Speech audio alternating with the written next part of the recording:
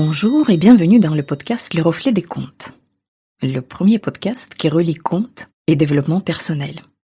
Je m'appelle Galina Kojanova, je suis auteure, conteuse et master coach certifiée. Chaque épisode va se dérouler en 3 temps. Immersion, analyse, action. D'abord immersion. Je vais lire un conte. C'est un moment où on va voyager dans un autre espace-temps et repousser les limites de notre monde réel. Ensuite, analyse.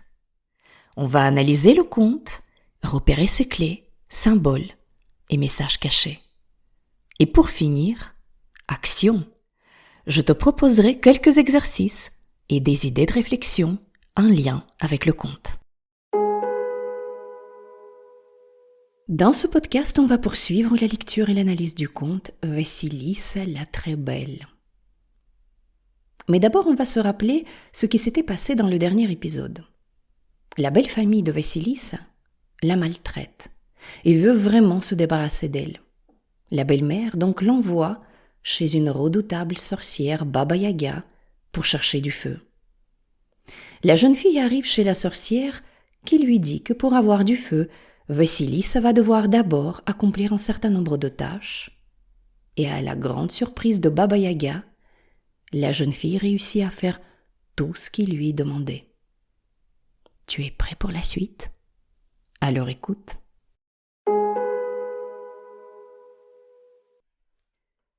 Baba Yaga appela ses fidèles servantes pour qu'elles pressent les graines de pavot et en extraient l'huile. À nouveau, 3 paires de mains firent leur apparition et se mirent au travail. Cependant que Baba Yaga se barbouillait les lèvres de graisse en mangeant son ragoût, Vassilissa se tenait non loin d'elle. « Eh bien, que regardes-tu ainsi » aboya Baba Yaga.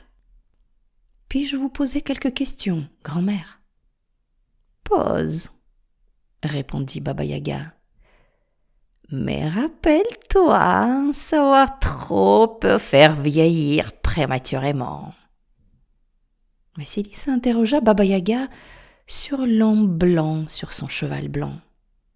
Ah, dit Baba Yaga d'une voix chaleureuse, celui-ci, le premier, c'est mon jour. Et l'homme rouge sur le cheval rouge? Ah, c'est mon soleil levant. Et l'homme noir sur le cheval noir? Ah oui, c'est le 3e. C'est ma nuit. Je vois, dit Vassilissa.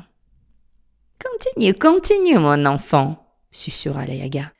Vassilissa allait l'interroger sur les paires de mains qui apparaissaient et disparaissaient, mais la poupée se mit à s'agiter dans sa poche.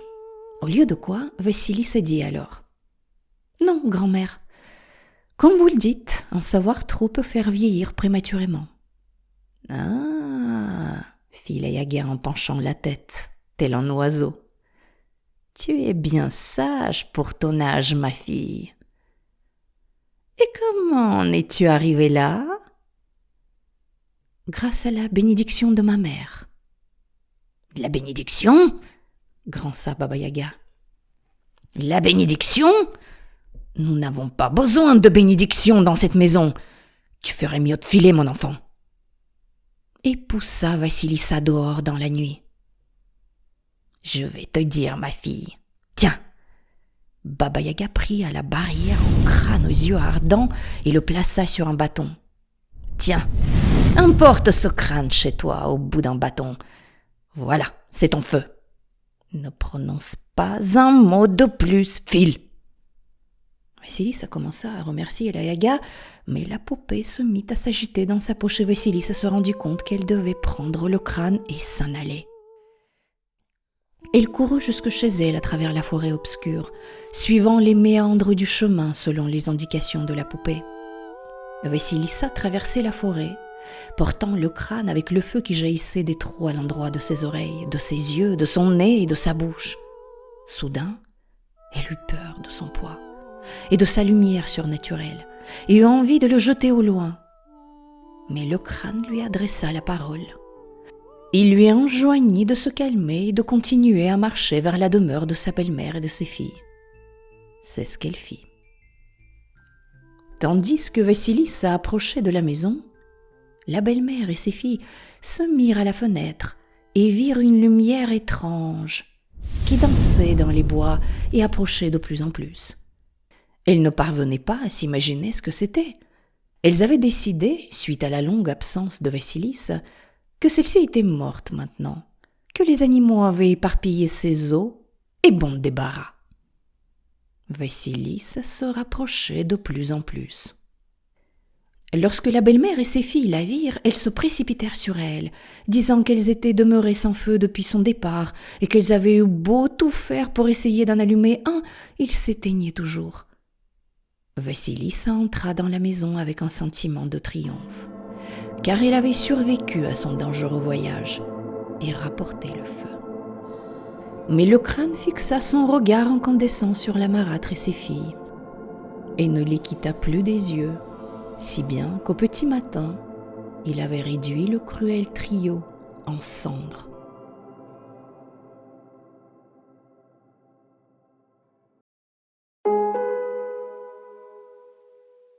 Voilà, le conte est fini. Un très beau conte initiatique. Il se termine un peu brutalement, je dois avouer. Dans certaines versions de ce conte, Vassilissa rencontre plus tard un beau prince et se marie, mais ça sonne presque un peu trop artificiel ici. Et surtout, à mon avis, ça n'est pas très utile au grand message clé de ce conte. Et le grand message ici, c'est comment développer sa clairvoyance. Ici, il est question de feu ardent et de lumière. Le feu et la lumière sont les symboles de la connaissance dans toutes les cultures du monde. La connaissance qui permet de voir et de comprendre les choses. Voir les choses vraiment, profondément. Voir ce qui est caché. Voir ce qui est invisible à l'œil nu. Mais aussi voir sans être effrayé de ce qu'on voit. Voir les choses telles qu'elles sont, avec une précision mais presque chirurgicale. Et cette lucidité, mais elle est loin d'être confortable. Souvent on préfère ne pas voir justement, parce que ça ne fait pas toujours plaisir, ça gêne, même ça fait mal. Ça nous sort de nos illusions, de notre déni, parfois dans lequel on est peut-être installé plus ou moins confortablement.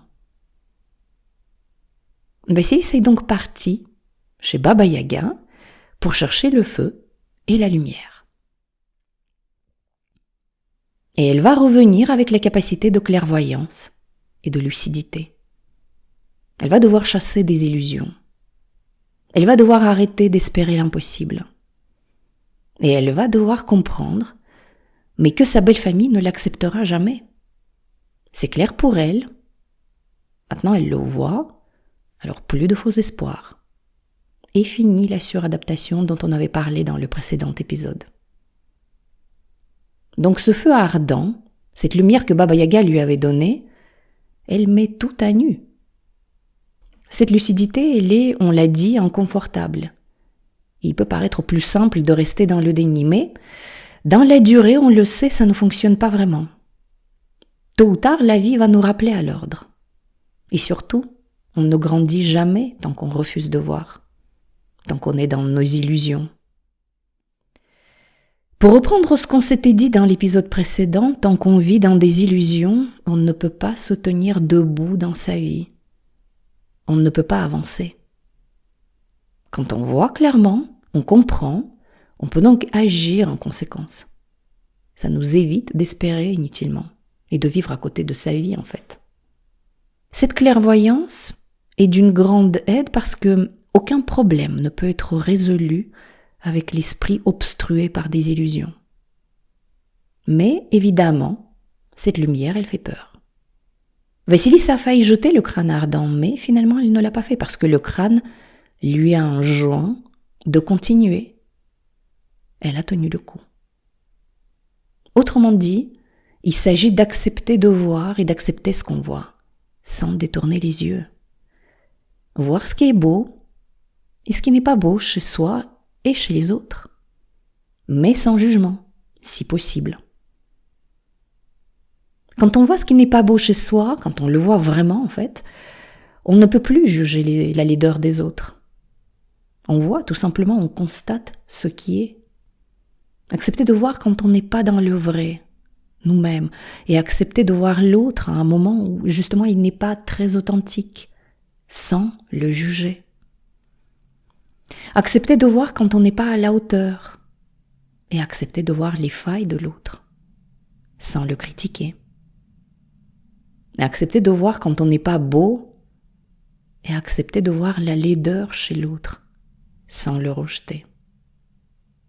Pas facile ça. Ça ne veut pas dire tout accepter ou accepter l'inacceptable, surtout pas. Mais sortir de l'idéalisme enfantin et voir soi-même et les autres dans toute leur humanité avec leurs défauts et leurs qualités. Un être humain, mais il n'est pas parfait. Un être humain qui ne se conduit pas toujours comme on voudrait ou qui n'est pas toujours bon pour nous. Lorsque la belle famille est réduite en cendres, c'est l'allégorie de la fin des illusions. Il ne s'agit pas ici de la vengeance. Vassilissa en fait ne tue pas sa belle famille. Elle les voit tous tels qu'ils sont. Et elle réduit ses illusions enfantines et ses vains espoirs en cendres. Voilà. L'histoire de Pierre, elle est un peu similaire. Pendant longtemps, Pierre ne voyait pas. Déjà tout petit, Pierre était constamment critiqué par ses parents. Il n'était pas bon élève, il était paresseux, pas assez intelligent, pas suffisamment courageux. Parfois il était gros, parfois trop maigre. En tout cas, aux yeux de ses parents, il n'y avait rien qui allait bien chez Pierre. Alors il voulait leur montrer qu'il se trompait à son sujet. Il a obtenu plusieurs diplômes et certificats prestigieux, trouvé un bon travail pour prouver qu'il était intelligent et volontaire. Il avait même pratiqué pendant quelques années un sport extrême pour montrer qu'il ne manquait pas de courage. Avait maigri aussi, puis regrossi de nouveau. Mais rien n'y faisait. Ses parents avaient toujours un truc à lui reprocher. Et à chaque changement, à chaque nouvelle, il levait comme ça les yeux au ciel et lui rappelait mais qu'il a toujours été un enfant difficile en fait. Pierre se fâchait, ruminait, souffrait, puis finalement il retournait les voir quelques semaines plus tard et les mêmes choses recommençaient. Un jour, Pierre décida de consulter un psy. C'était pour lui une décision du dernier recours. Il ne croyait pas trop que le psy allait réellement pouvoir l'aider, mais ne pouvait plus non plus garder tout ça pour lui et continuer comme ça. Il souffrait trop en fait. S'ensuivit alors une analyse douloureuse de son enfance et de ses blessures, pendant laquelle Pierre ne voyait plus ses parents. Après plusieurs mois d'absence, Pierre retourna les voir. Et là, quelque chose de totalement inattendu se produisit. Pour la première fois de sa vie, il a vu ses parents tels qu'ils étaient, remplis de regrets et finalement très fragiles. Pierre avait enfin compris la souffrance de son père, ses propres blessures d'enfance. Il a aussi vu la peur dans les yeux de sa mère, là où avant il ne voyait que mépris. Il continuait de lever les yeux au ciel à chaque fois que Pierre parlait. Mais cette fois-ci, ça ne le touchait plus. Il voyait pour la première fois, il voyait tout. Il a fait le choix de garder le contact avec ses parents, même si leur façon d'exprimer leur amour n'était pas celle qu'il aurait souhaité.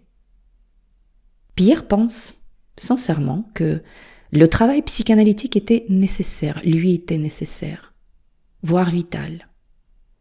Il lui a permis de comprendre, de voir les choses telles qu'elles sont et finalement de grandir. Voilà l'histoire de Pierre. Ce travail qu'il a dû faire sur lui a permis aujourd'hui de se tenir debout dans sa relation avec ses parents. Et en fait, c'est un accomplissement énorme. Parce que le fait d'avoir débloqué ce nœud dans leur relation, Ça lui permet d'avancer dans sa vie. Maintenant, alors qu'avant, il était complètement bloqué, il était en mode victime, totalement dépendant de leur regard sur lui, qui n'était pas toujours bienveillant, on le sait, hélas. C'est pour ça que c'est un accomplissement énorme. Alors je te propose un exercice pour voir comment les clés de ce conte s'appliquent à toi. Je t'invite à réfléchir à ton histoire personnelle et voir ce que tu idéalises dans ta vie. Où est-ce que ton narratif décrit une perfection absolue? Je ne te propose pas de noircir ton histoire, surtout pas, mais souvent, lorsqu'on idéalise une situation ou une relation, ça cache justement des illusions ou un déni. Voilà, donc je te propose de vraiment regarder où est-ce que tu idéalises les choses dans ta vie. Personnellement, il y a quelques années, en arrivant en France, j'ai beaucoup idéalisé ma vie en Biélorussie et la relation avec ma famille.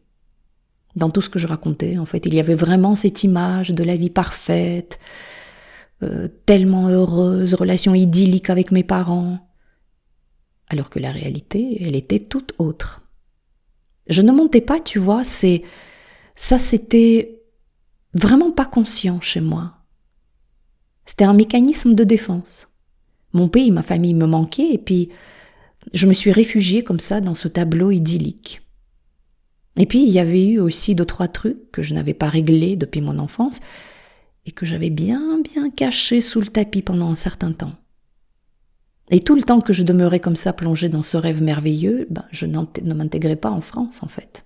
J'étais vraiment nostalgique, tu vois, je critiquais ma nouvelle vie, j'avais du mal à accepter les choses, j'étais malheureuse, en fait, j'avais pas d'amis non plus.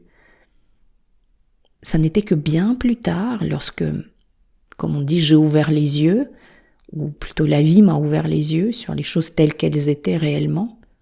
Ici, ça sera trop long à expliquer comment ça s'était passé pour moi, mais un jour je le ferai, bien sûr, je te promets. Donc lorsque j'ai accédé à une certaine lucidité, j'ai pu enfin commencer mon intégration dans ma nouvelle vie en France. Donc je t'invite à débusquer tes illusions et tous les endroits où tu es dans le déni. Faire cet exercice en écrivant ton histoire, tu vois, ton narratif, dans un journal serait vraiment pas mal ici, je pense. Parce que ça n'est pas un exercice à faire dans sa tête. Je remettrai ces questions dans les notes de l'épisode. Tu y trouveras aussi mon adresse email et les liens vers mes comptes LinkedIn et Instagram pour me contacter. Si tu as des questions ou des commentaires, n'hésite pas à me contacter. J'aime bien recevoir les questions et les feedbacks de mes auditeurs et je réponds toujours. Si tu veux aller plus loin et entamer un travail personnel avec moi, je te donne rendez-vous sur mon site internet lerefletdescontes.fr. Une séance de 30 minutes est offerte. On se retrouve dans 15 jours pour un nouveau conte et une nouvelle expérience sur le chemin de la connaissance de soi. Si cet épisode t'a plu, n'hésite pas à le partager autour de toi. Ça aidera à faire connaître le podcast. N'oublie pas de t'abonner à ce podcast pour ne pas rater la sortie de nouveaux épisodes. Merci de m'avoir écouté. Je crois que les contes peuvent nous aider à devenir les créateurs de notre vie. Créer son conte, sa vision, c'est une étape essentielle pour prendre sa vie en main. Dans ce podcast, j'aimerais t'offrir des outils pour écrire ton conte à toi, celui qui te permettra de créer ton avenir. Car si tu ne le fais pas, qui le fera? À très vite pour un conte.